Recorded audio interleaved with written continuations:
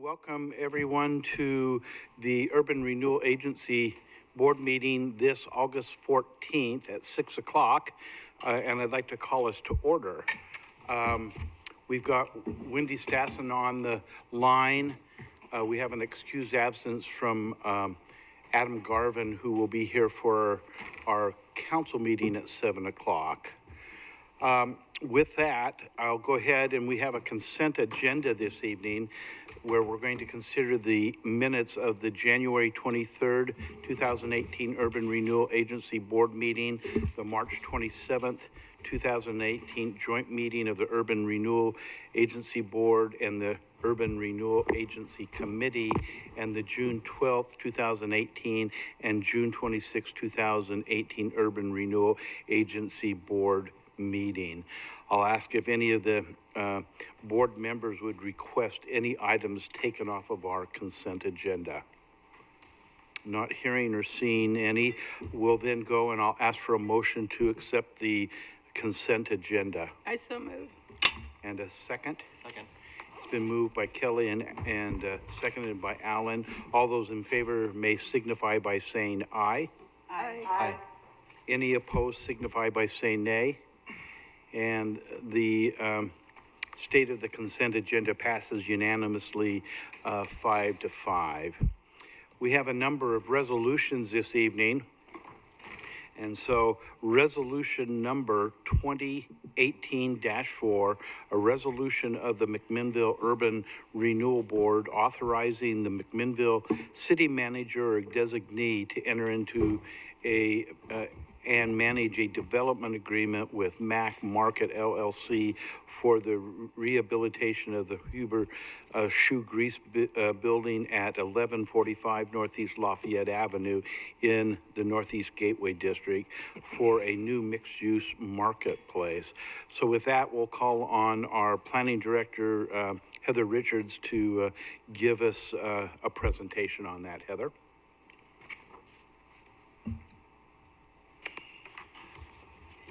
Okay, I apologize. I thought I pinned this and apparently I didn't.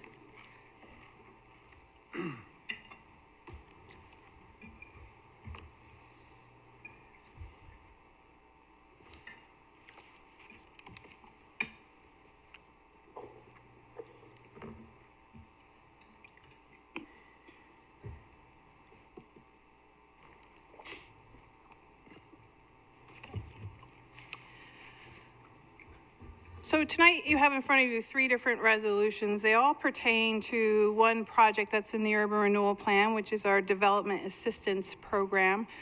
2 of the resolutions are respective of development agreements with private development projects. And then the third one is programmatic.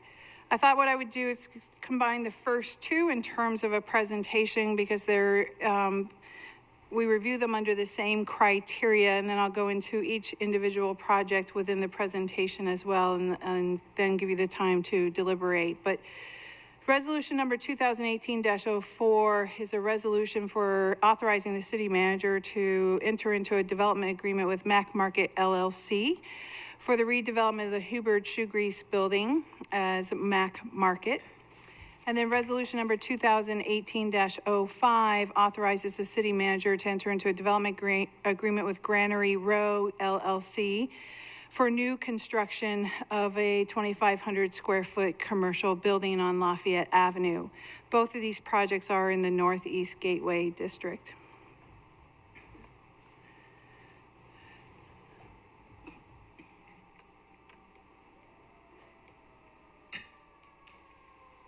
Okay, sorry, what you see up there is not what I see down here, so it's a little confusing, but the Development Assistance Program, it is an authorized project in the Urban Renewal Plan. There's $940,000 assigned to this project. That was current value dollars in 2013 when it was adopted.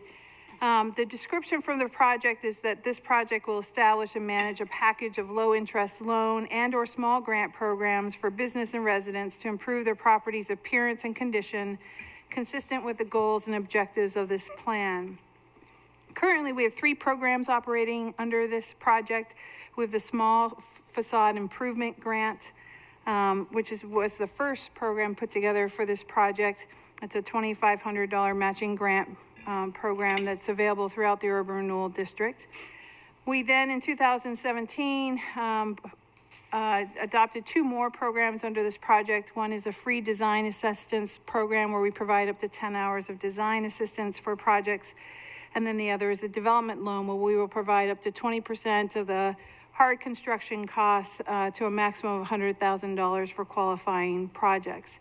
Tonight, we're going to be looking primarily at the development loan. However, because the Hubbard Shoe Grease building is an existing building and has some facade improvements occurring on it as well, you will see that the package associated with that also has a small facade improvement grant recommendation for you. These were both of these recommendations are coming to you from the McMinnville Urban Renewal Advisory Committee. Per your resolution, you authorize them to listen to the projects, do the due diligence, and make a recommendation to you on what a development agreement would look like. Walt Gall, who is the chair of MURAC, is here tonight if you have any questions of him. And these were both approved at their last meeting here in August.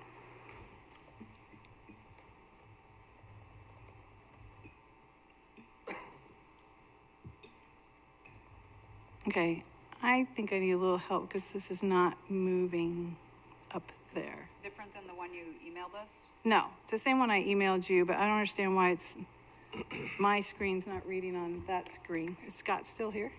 No, I think you're right. Excellent. You want me to text him? No, there's just some sort of funky program running under the PowerPoint. Yes, so the one I emailed you. No, I am in that. And it won't read this.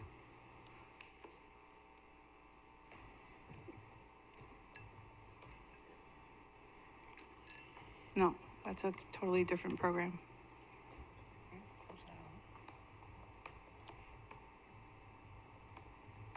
Why don't you text Scott and see if you can get it back over? Yeah.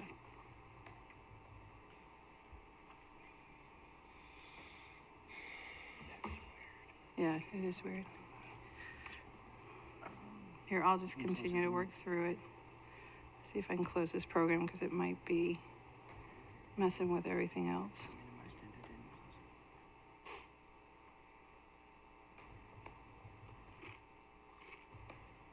Okay, I apologize. It's just fairly difficult to read these when it's not reading up there.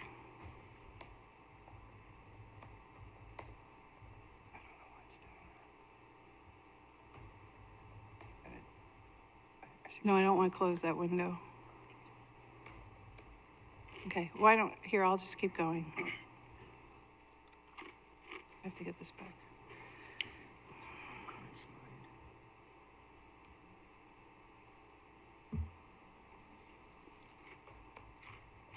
Okay, now let's see if we can go. All right, there we go. Thank you. Sorry about that. So the first project, 2018-04, the resolution, for a description of the project, it is, we're calling it the Mac Market Project. It's located at the corner of Alpine and 11th Way, so it's kind of bookends the grain station in terms of Alpine Avenue in the Northeast Gateway District. It's a mixed-use commercial rehab of a building that's been there and a landmark in the community, the Hubbard Shoe Grease building. It's the mixed-use commercial rehab project is going to contain a food market, food cart pod, a tap room bar, a brewery, event venue, bicycle rentals, and vacation rentals. So it's really sort of this fusion of all these different businesses to create vitality on Alpine Avenue, which is exactly what we're looking for in that district, and pedestrian connectivity as well. It's a very creative project. Diana and Todd, who are the 2 members of the LOC and the developers of this project, are here tonight if you have any questions for them. The budget is about $1.7 million. Our program says that we cannot fund into property acquisition, so we remove that and talk about a hard construction budget, which is approximately $1 million. And the applicant is Mac Market LLC for this. The site plan there, which you may or may not be able to see, shows that what's unique about this is we are looking for some activity on Alpine Avenue. That's part of our design intent for this district. They're approaching it in a very unique way. They're going to shift a part of the wall. So currently the building sits property line. It's right on the property line and sits right against Alpine Avenue.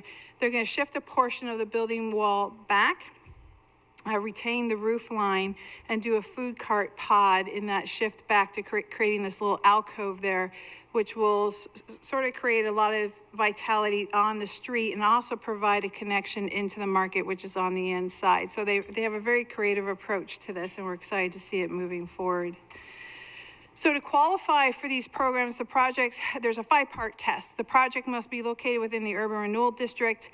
It must be new construction or substantial rehabilitation that increases the assessed value in the district and creates jobs. So this one would fall under the substantial rehabilitation. We did talk to the assessor's office about the amount of investment taking place, and it will increase the assessed values.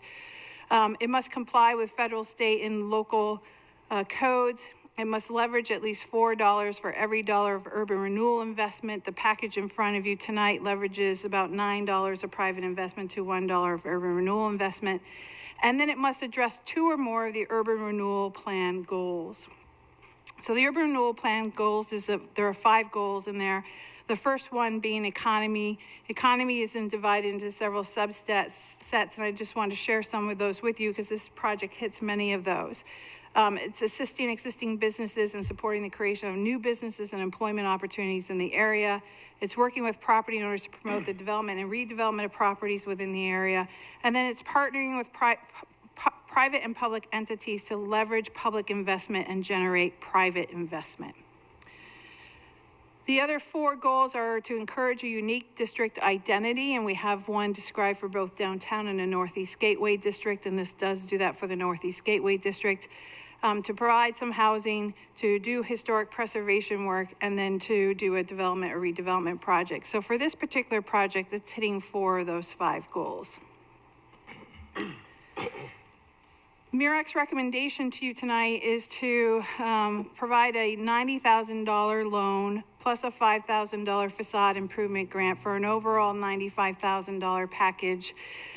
They're bringing this to you as a recommendation because they see this as a catalytic rehabilitation project. So it's taking a large building that's in the district that's currently vacant and that sits as a bookend to the grain station and making an investment in it and revitalizing it with a lot of business vitality. The loan terms is that it's a 10-year loan with a 1.45% interest rate. The first 2 years of that loan being interest-only payments. There's also a provision in the recommendation to you to have an early loan payback incentive where 20% of the loan will be forgiven if paid back within 5 years. The purpose behind that is to keep the cash flow revolving into this program so we can continue to move it out, incentivize more projects. So essentially, once the project, the property is improved and the jobs are created, we've attained what we wanted to attain with the urban renewal district. So if we can keep the cash revolving in and out of these projects and get more of them done, that would be the overall goal. There's also a payback provision, which is that it would be paid in full if the building is sold within the loan period. We do expect the Urban Renewal Agency would take a subordinated position on this because it's bank financing an SBA loan, so we would also be requesting a personal guarantee for the loan as well. The $5,000 facade improvement grant would operate under our facade improvement grant program where we have a contract for that, and that also has a payback provision in it as well, where if the property is sold, that the facade improvement grant is paid back to the Urban Renewal Agency within that period. So MURAC's bringing this recommendation to you for a couple of different reasons. They felt it was an important project, a catalytic project to move forward with, especially now that the Alpine Avenue Street Improvement Project has been completed. They wanted to ensure that the project's successful. Historic rehab is always a project of love and complexity.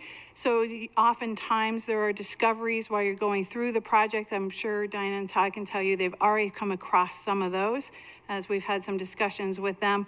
And so the Urban Renewal Advisory Committee wanted to ensure that the first 2 years they weren't burdened with this with this loan payback. So the interest-only payment is something that they wanted to put forward for that. This has been discussed with Diana and Todd, and they're both supportive of that package. The second resolution in front of you is for Granary Row. Granary Row is a project on Lafayette between 10th and 11th, so just a little over a block down from the Mac Market project, and on Lafayette a block over. It's going to be a 2,500 square foot new commercial construction building on 2 lots. One of those lots being that lot where the house burnt down a couple of years ago. So the developer bought the 2 lots and cleaned up the lot where the burnt down structure was. He cleaned that up immediately and has been working on this project with staff for about the last 18 months maybe. He's looking at doing 4 micro restaurants in an open market space, including a tap room. Lafayette, his project will be fronting Lafayette. It will have a 0 property line setback, more or less. There will be a little plaza area between the exterior of the building and the Lafayette sidewalk to sort of create this pedestrian space and activity, where he wants to put sidewalk tables to make it more attractive and sort of buffer the noise of Lafayette Avenue for the experience. The budget for this is $565,000. The hard construction cost is about $355,000, and the applicant for this is Granary Row LLC. The developer has a large lot. He's moving forward incrementally, so he'd like to do this as a first phase. We worked with him on several different components of a project, housing being one of them as well. He couldn't make the housing pencil out right now. He needs a little bit more land to make the multifamily piece work, so he's working on trying to get that additional aggregation of land next to these 2 lots. So he has a large parking lot established behind this facility. We don't require parking for this project in the Northeast Gateway District. We give a grace for the first 3,000 square feet of commercial square footage. However, there are parking needs in this area. So this is a great opportunity to bring some parking supply into the area. He's also going to be investing in the parking lot with electrical and water hookups so that there can be events held in there to participate with the Festival District concept on Alpine Avenue. So again, in terms of qualifying qualifying criteria for this project, it meets all of those. The leverage in this one is 4 private dollars to 1 urban renewal dollar. And in terms of the goals that it addresses, it is addressing 3 of the goals: economy, encouraging a unique district identity, and development and redevelopment. MIRAC's recommendation to you is a $71,000 loan, so this is 20% of the construction costs. The reason they're coming in with that recommendation is that this is new construction, so it creates new tax base. And then it's also a project that the developer is going to be self-financing, so it puts us in a first position in terms of risk on the property. We can collateralize the property against the loan. The loan terms for this is very similar to the one for Mac Market, a 10-year payback, 1.45%, the early loan payback incentive, and the payback provision that if it's sold, it needs to be paid back in full. We would recommend that we write into the development agreement that a personal guarantee is required if the loan gets into a subordinated position. In terms of funding availability, what's in your staff report, it was based on our adopted budget. Marcia and I sat down and looked at what the actuals are. We have about $265,000 in current resources available for this program. We've obligated about $30,000 of those already. We have $20,000 as a payment to the Atticus Hotel, and then we have $10,000 of contracted facade improvement grants out right now that should be coming in fairly shortly for reimbursement, and that equates to 4 different projects. This request for both of these 2 projects would be $166,000, so that would leave a remainder of $69,000 in this year's fiscal budget for this. So like I said, Walt's here if you have any questions for him in regards to the MIRAC consideration, and then Diana and Todd are here as well. I'm not sure. Yep. I don't see, I invited Shay to come, but he wasn't sure if he was going to be make it. He's the developer for the Granary Road project. Heather, one question that I might have, that if I remember correctly, we also have money put aside from a contingency standpoint. If further projects come up, we would have more availability than that 69,000. Is that correct? More or less, we're chasing all the dollars. This is a conservative estimate, but this is where Marcia and I feel the most comfortable coming to you tonight in terms of the dollars. Okay. We do feel it's conservative, though. Okay. Well, just a couple of things before we have our discussion. Wendy's on the phone, and she's the vice chair of the Urban Renewal Agency, and she was at the meeting that this discussion was had. I'm on the agency committee ex officially, and again, Walt is here, so if you have any questions that he might have and get some insights from the committee, and then we have Diane and Todd here also. So I think I'll just open it up for any further clarifying questions that you might have of Heather. I do. I have a bunch of questions. Go ahead, Remy. Excellent. Excellent.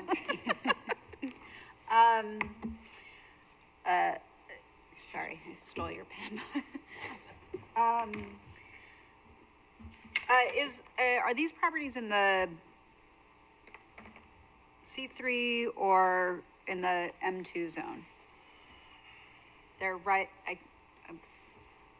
So, one is in the M2 zone, and I believe the other on Lafayette Avenue is in the C3 zone.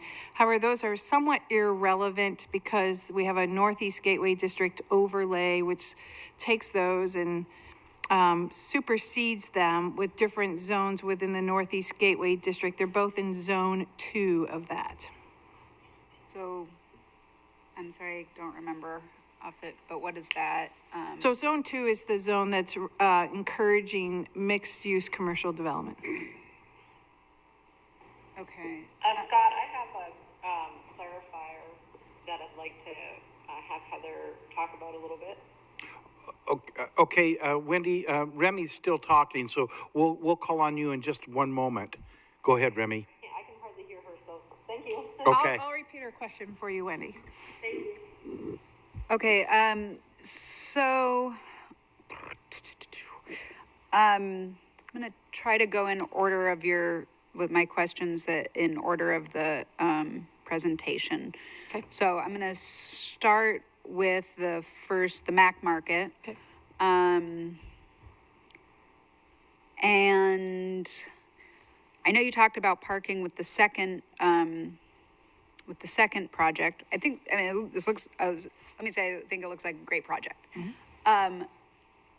But I have a concern about parking because there's no parking in the plan and there's really no street use parking. And then on one of the early page 3 of your presentation, the description of the project includes food market, food cart, tap room, bar, brewery, event venue, bicycle rentals, and vacation rentals. And I know with at least the vacation rentals, there would have to be a minimum of 1 off-street parking space available per vacation rental. And I'm not sure if the brewery, tap room, bar, food market, but the other food service, I'm not sure if those also trigger a need for parking. But even if it were only the vacation rentals that had that need, with no off-street parking available, wouldn't you have to, as the planning director, then deny the application for the vacation rentals when it came in? Yeah, so I don't know if Wendy, you heard that, but Remy had a question about parking for the Mac Market project relative to both the commercial operations and what the code requires for that, and then the vacation rentals. Is that right? Thank Yeah. you.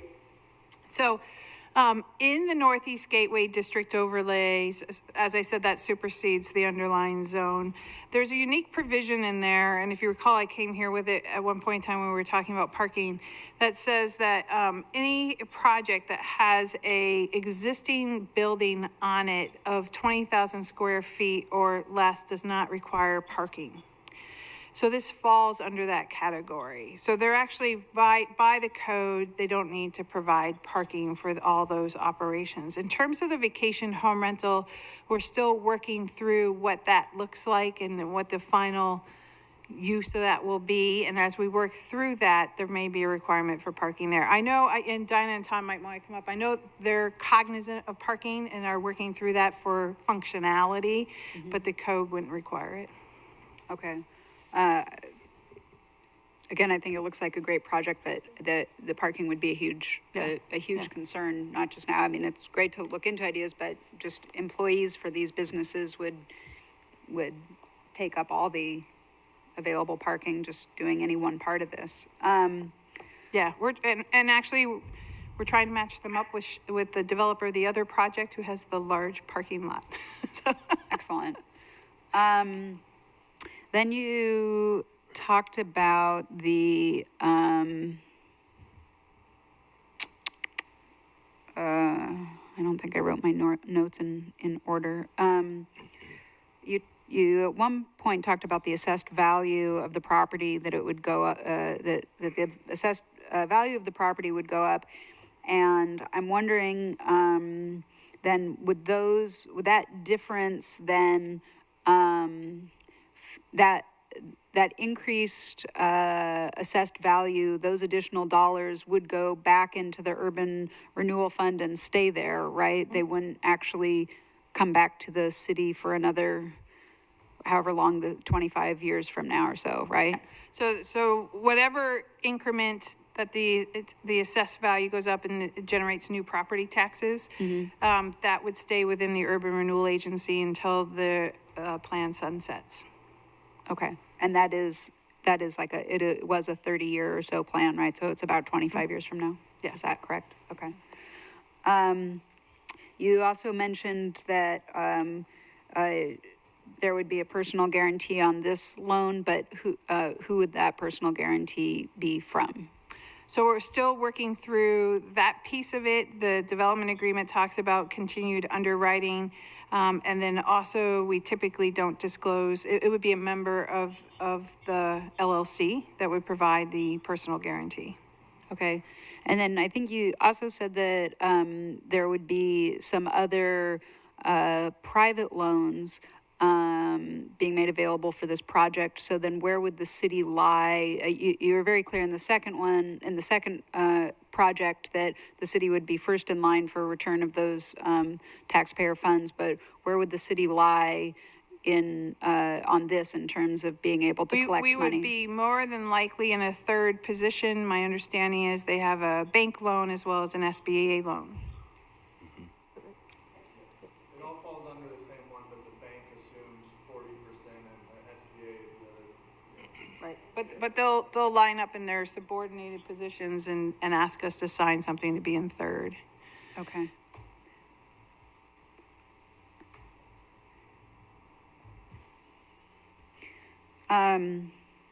That's really most of my questions. I do, of course, have to briefly put on my other hat and just say that while I think both of these projects look great, I'm very sorry to not see any housing included in them.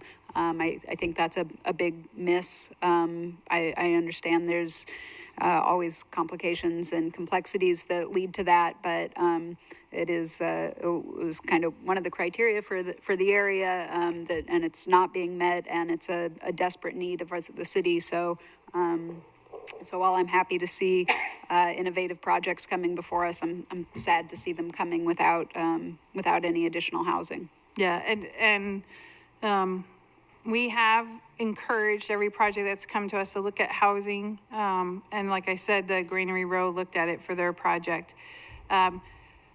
Based on construction costs to build housing, either to go up into 3 floors or to do a mixed use project, if there's not enough land to make a larger project, it's just not penciling out and banks aren't financing it. So we've had 3 projects walk away because of that.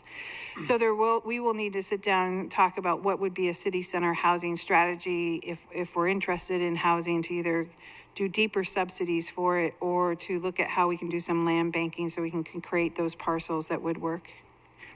And why on the second project would going higher, adding stories and having a commercial below and housing above, why is that not, why is that not feasible? So when you combine uses of commercial and residential together, we call that a mixed-use construction project. It's a very different building code we're working under in terms of protecting the safety of the overnight residents above from the commercial uses below. So the constructionality of it is much more complex and more expensive. Do you mind? You do a lot more fire separation between the 2 floors. So there's a significantly larger investment for that. Okay. All right. Thank you. That's all of my questions. Thank you, Remy, for those clarifying questions. Any other questions? Alan? Was Wendy going to chime in? Okay. Wendy, go ahead. Great. Heather, could you just talk a little bit about that, the $232,000 contingency, and explain what that is for and how, if we did have other opportunities, how that would be utilized, what that was earmarked for, the contingency fund? So, not to get too complex with it, but the contingency, so right now in the budget, we have a budgeted line item for $120,000 for the development assistance program. And this clearly goes over that. But then we have a contingency line item in the adopted budget as well as $232,000. When part of that $232,000 has some obligations in terms of being bonded debt and what we can pay for with it. We can pay for public capital improvement projects. So when Marcia and I got together and really started diving into the numbers, that's when we came up with this conservative estimation that we have 265 in total right now available for the development assistance program. We will continue to crunch them and look at actuals that are coming in. We still haven't finished out last year's fiscal year with our invoicing and everything, but we feel that this is a conservative approach. Okay. And I would guess that, from our initial budget on that, with the Atticus coming on board much earlier than we'd anticipated a project of that size, as those tax dollars start to roll in, that will give us another source of revenue, correct? Or an additional piece of tax revenue coming to the plan. We tried to forecast that project coming into the tax increment, the property tax collections, but it's an unknown at this point in time because it'll be first year. So yeah, there could be, we could have a very different reconciliation of greater value when come November, December, when those are collected. When MIRAC was discussing this, we did talk about, because it is going over the amount of the $120,000 that's currently budgeted in the fiscal year, and there's some obligations on that already. We did talk at MIRAC about the contingency fund and what it would mean to dip into that. The MIRAC members felt that these were 2 important projects that they wanted to be able to move forward with and encourage to happen and be successful. And the fact that they're coming in right now is indicative of, the effort that the city's put into the Northeast Gateway District with the Alpine Avenue project. Wendy, any other questions?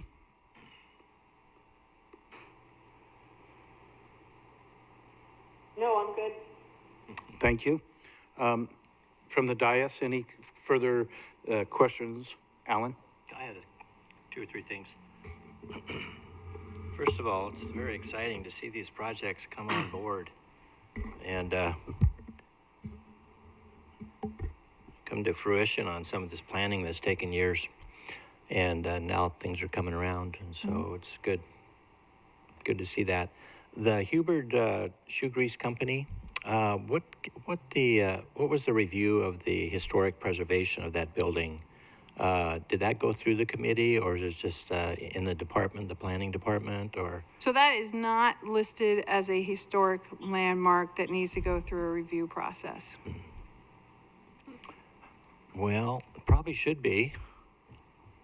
Why isn't it? What's that? Why isn't it? I don't know. So when the historic resources inventory was done for the city of McMinnville, that didn't make the cut, I guess. So we have about, I may get my numbers wrong between the two communities I've worked in recently, but it's close to 400 at least properties on our historic landmarks list. We then put them into subset categories, A, B, C, and D. And that's all based on historic integrity. So A and B are both reviewed for any sort of alteration. They need to get a certificate of approval if there's some sort of alteration taking place for those. C and D are recognized as important to the community with good stories associated with them, but not necessarily the historic integrity of a property, probably because there's been lots of alterations over the years, additions, things like that. I'm suspecting that's probably what happened with this building, because if you tour the inside, you can see, you know, this was added here and this was added there, and I mean, it's all over. So this building qualifies under the C and D. So the C and D do not get reviewed by the Historic Landmarks Committee for alterations. It would get reviewed if there was a demolition. Yeah, I can see how that might have happened. Although when you go by that sign, like I have for 40 years or more, you get the feeling that it's a historic piece and should be preserved somehow. Yeah, so there's always the emotional, right, and the science, and definitely. But I think, I mean, Diana and Todd might want to come up here and talk a little bit about it, but they also have the emotional connection to the building as well. Yeah, I'd like to hear that eventually on what their feelings are about it.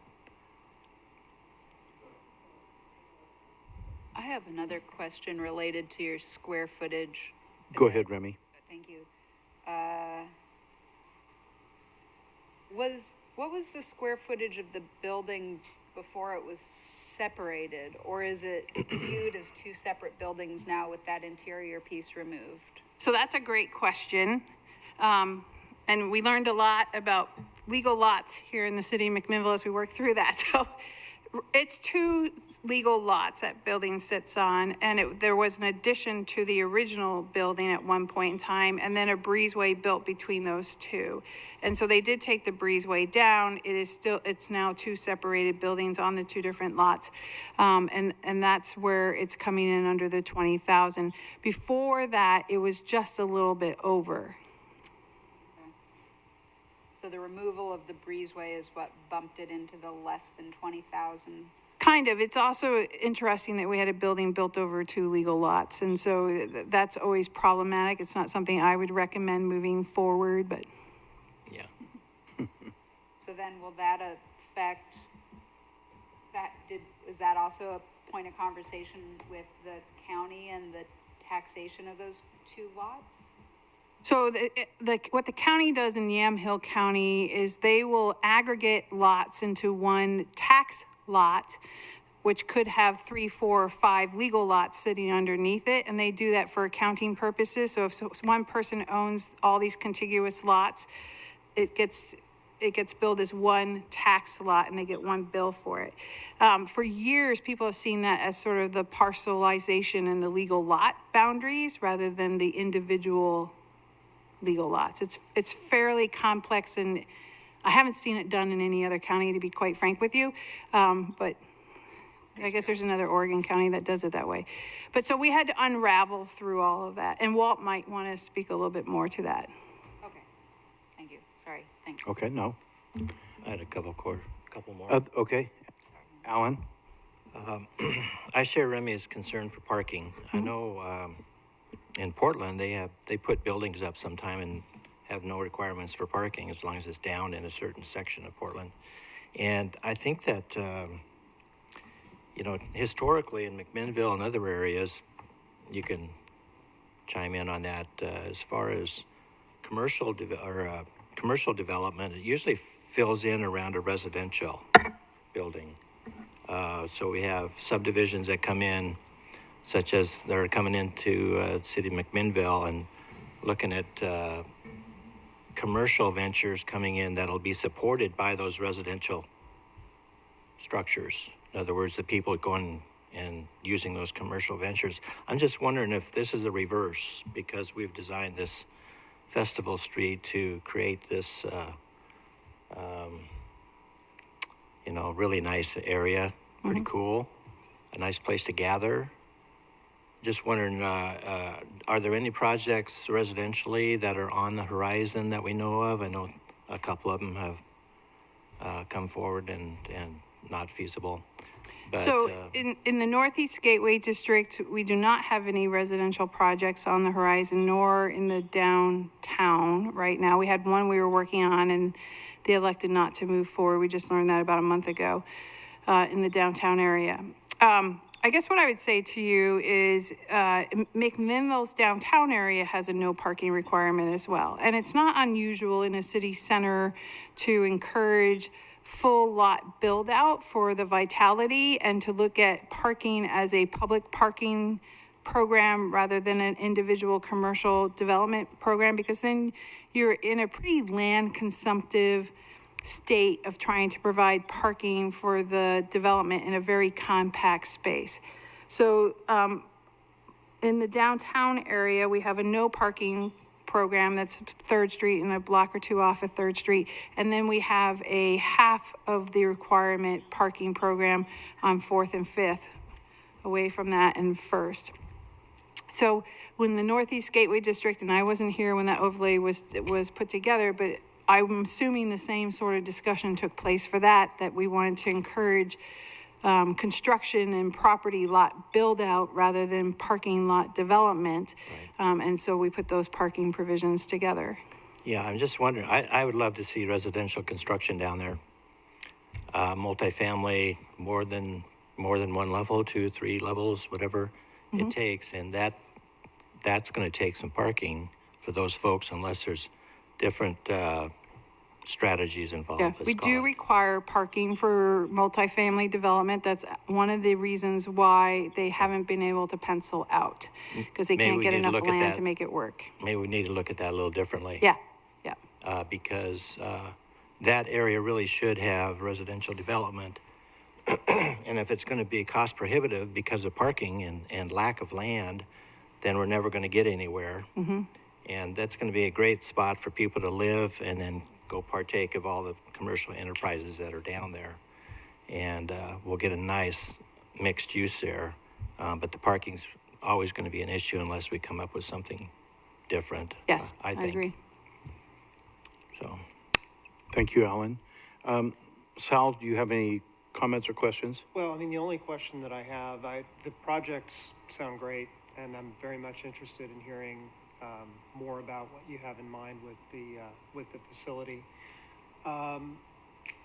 Is there any concern, given the extent to which you're kind of drawing down the fund that's available for total projects, that using it on these first two might limit other opportunities that relate to residential development in the neighborhood on the current 1-year timescale? I mean, it sounds like you've had quite a bit of interest in residential development, but that they haven't penciled out. Are these fairly close to being economically viable, or is it so far outside of the ballpark that, this is really, the two projects that you brought forward are really what we're looking at? So, I see two parts to that question. Are there concerns about burning down the amount of money that we're putting into the development assistance program right now?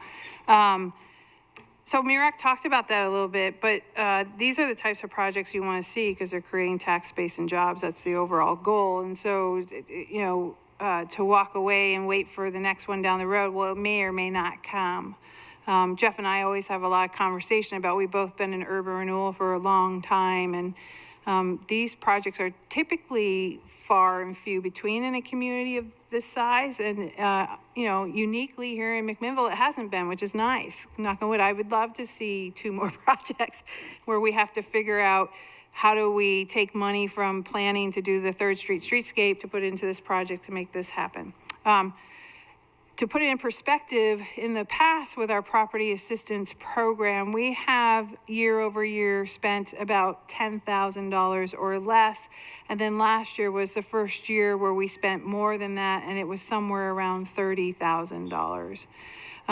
So this will be the first big year of expenditures in terms of the loans, and when the loans time into these and projects in terms of the development agreements, we haven't worked through all that. So it may be this fiscal year, some of it may transfer over into next fiscal year as well.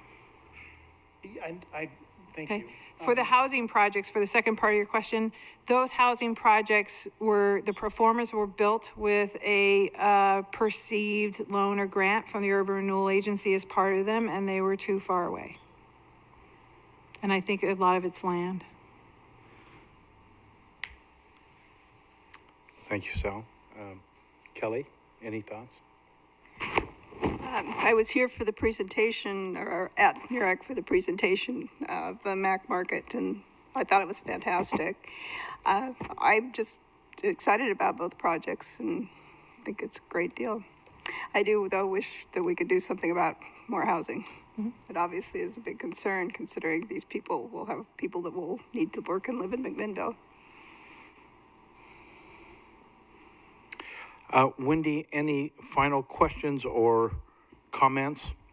No, I would just like to reiterate, I feel like we're so fortunate to have the number of quality, large investors that are coming into the area.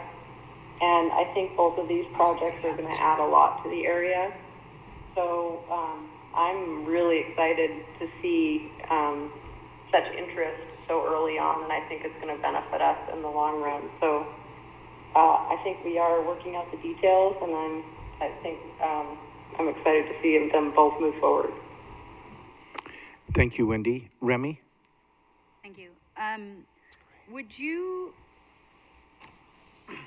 agree that I've translated the information here correctly to say that the Zone 2 and the special allowances that are made within that, especially in terms of parking, and specifically as parking requirements are related to VRBOs versus how they're related to residential needs, that while perhaps inadvertently, this overlay is actually encouraging the housing units that are represented, the VRBO units that are represented in the MAC marketplace, that it's actually encouraging those to be used commercially as VRBOs instead of encouraging them to be made into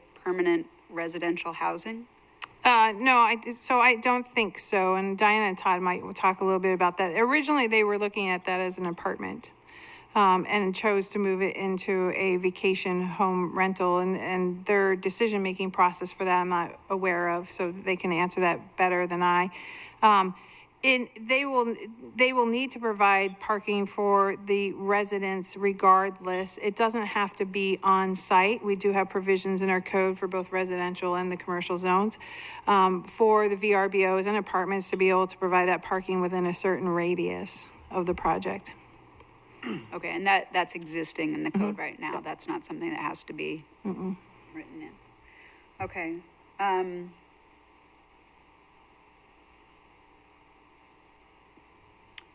Okay. Yeah, I guess I have one thought on this housing versus commercial use, which is you said something about this is what we need about that we need job creation, and I just think that's an arguable point right now for our city. I mean, it's not that we don't always need job creation, but our unemployment rate versus what we're looking at in terms of housing needs, I just don't know that I necessarily agree on that point. Yeah, and just to for a correction, I didn't say that. The Northeast Gateway District Plan that was adopted by the city says that, and the Urban Renewal Plan. Right. That's all my questions. Okay. Okay. I'm just looking at the clock. We have about 10 minutes to get through this, but if Diane and Todd would just like to come up for a moment and address a couple of the questions that the members of the board brought up, that might help clarify a few things, I would guess. Yeah, I just, for the parking question that's coming up, we are seeking vacant lots around us, meeting those owners to see if there is some kind of situation where we can rent their vacant spaces to create parking, because not just because it isn't a requirement of us, we still would like people to come to our business.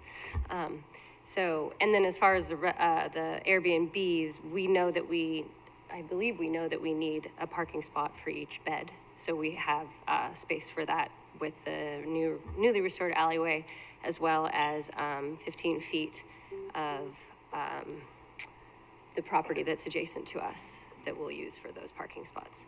As far as why we chose not to go long-term residential, is that was prohibited with our funding. The Small Business Association does not like to fund, or as far as we know, will not fund residential projects. And that SBA funding is the only way we can make this possible.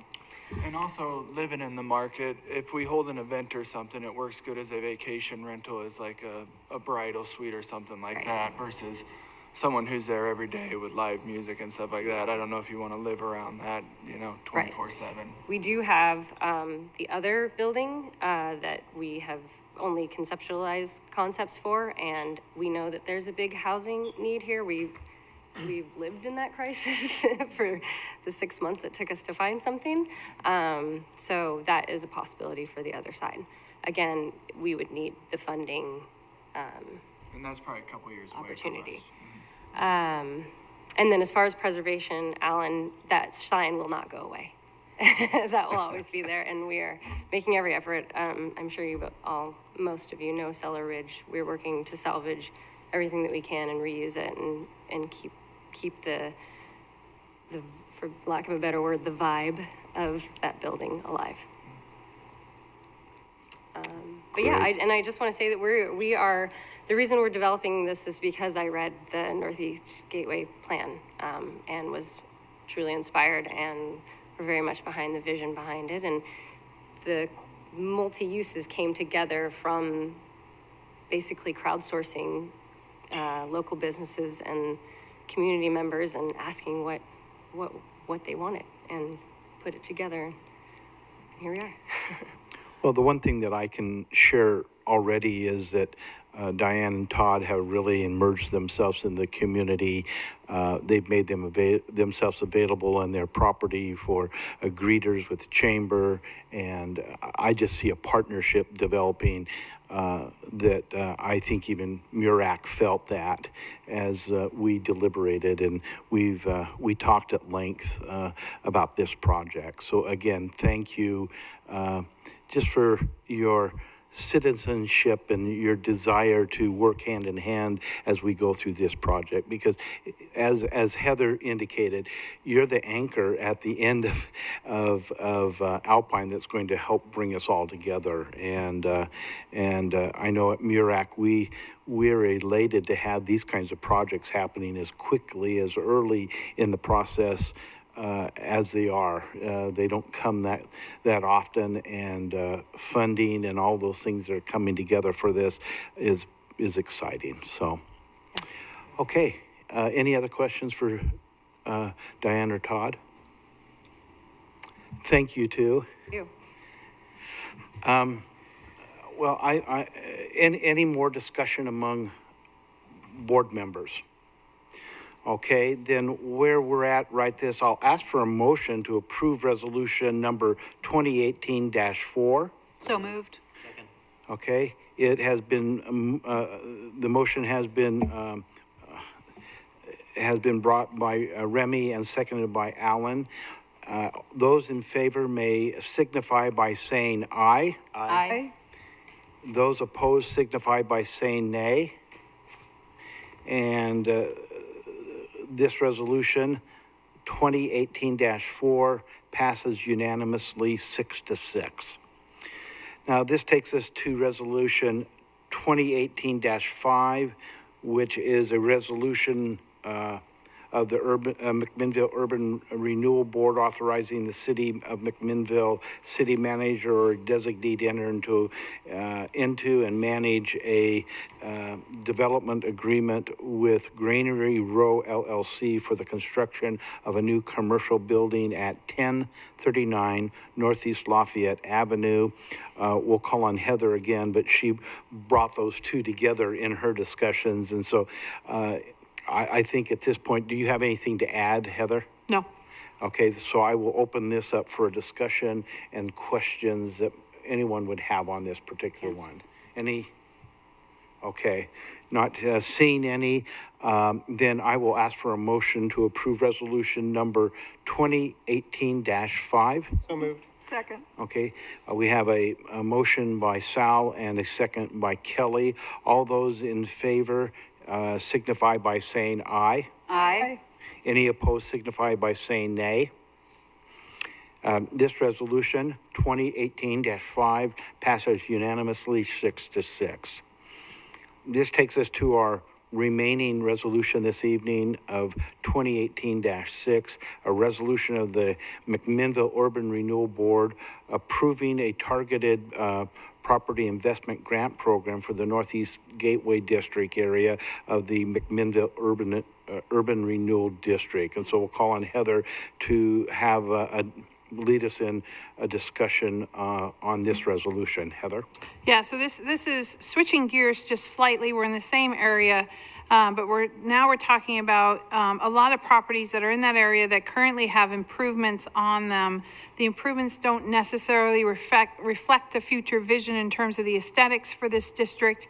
We just did a $4 million street improvement project in the area. Mirek had some discussions about how do we follow up and do sort of this targeted program to encourage some of the property owners over the next year to make investments in their buildings so that they aesthetically move in the direction of the vision of the district. I've done this in a couple of other communities fairly successfully because what it does is it really creates a lot of momentum and visibility in an area after a public improvement project there. So what's coming to you as a recommendation is a small and large project grant. Just to remind you, we have a 50% facade improvement matching grant program. The initial rollout was up to $2,500. We currently still are under that rollout, but MIRAC had a discussion at their last meeting to increase that grant to $5,000 throughout the whole urban renewal district. And you gave MIRAC the authority to do that in the resolution that you passed in 2017. So that will move forward. But in terms of the targeted facade improvement grant program, the goal from this is to really incentivize meaningful impact in a targeted fashion, to catalyze private investment, to make a concentrated effort to improve aesthetics and building conditions of a targeted area, and to follow up on a public construction improvement project that had sustained business district impact with private property grant programs.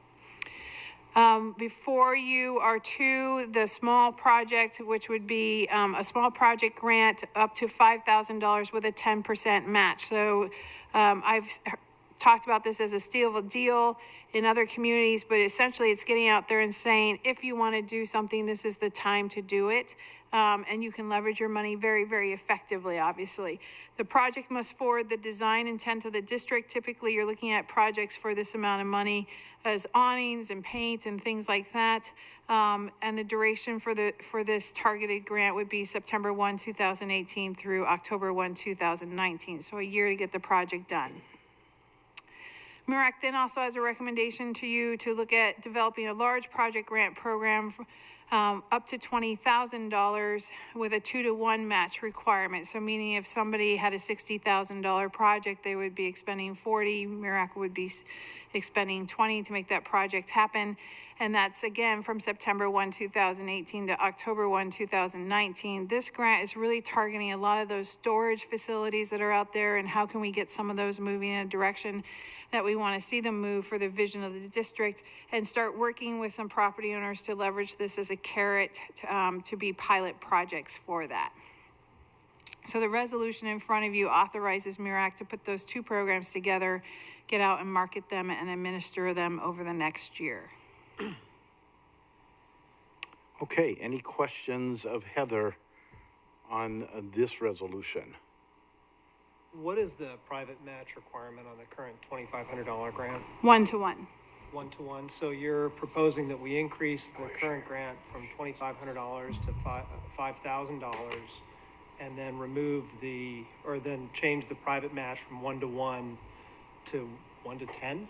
Is that right? In the Northeast Gateway District. So the recommendation is, MURAC would like to change the current small facade improvement grant to an up to $5,000 matching grant program for the whole urban renewal area, so including downtown.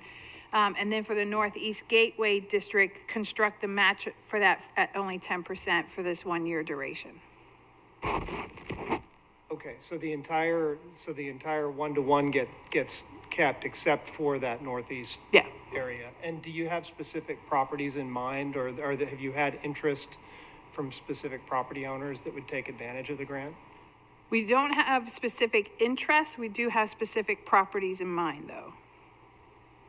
Okay, And the goal is to kind of get people moving and try and do a large amount of work in We a haven't fairly short advertised period it. of We time. didn't know if we had the, political will, obviously, to get out there and start talking about it, so. there has been conversation about a property with some sheds on it that is impacting the ability to do some certain things. Is that one of the areas that you're encouraging? No, so that is a residential property. However, there's already, I came to you as the Urban Renewal Board last year for the authorization to spend some funds on relocating that shed, so that authority already sits there if we are able to move a project forward. These grants do, so qualifying projects are non-residential projects. And for those, in terms of non-residential, any sort of multifamily 3 units or more is considered a commercial project, so it would qualify.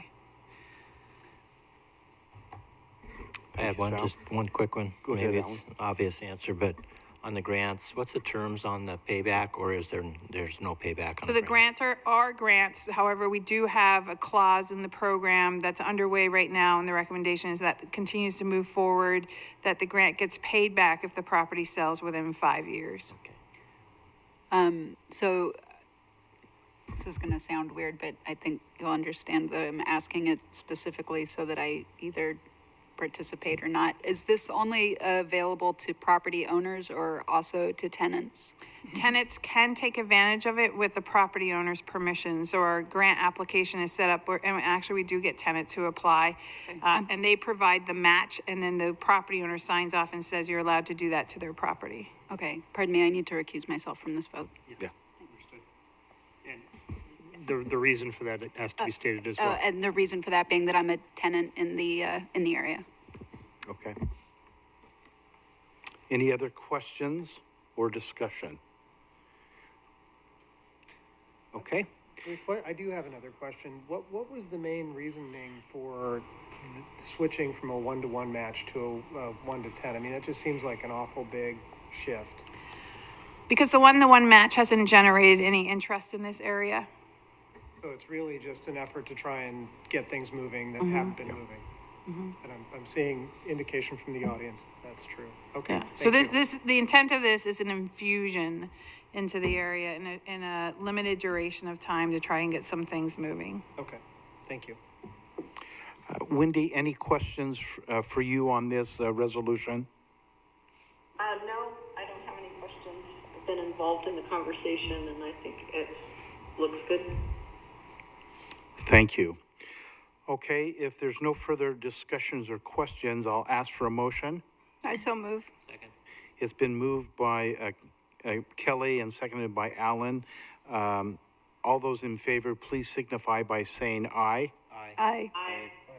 Any opposed, signify by saying nay. This resolution, 2018-6, passes unanimously 5-5. This takes care of all of our business for the Urban Renewal Board, and so I will adjourn our meeting. Thank you.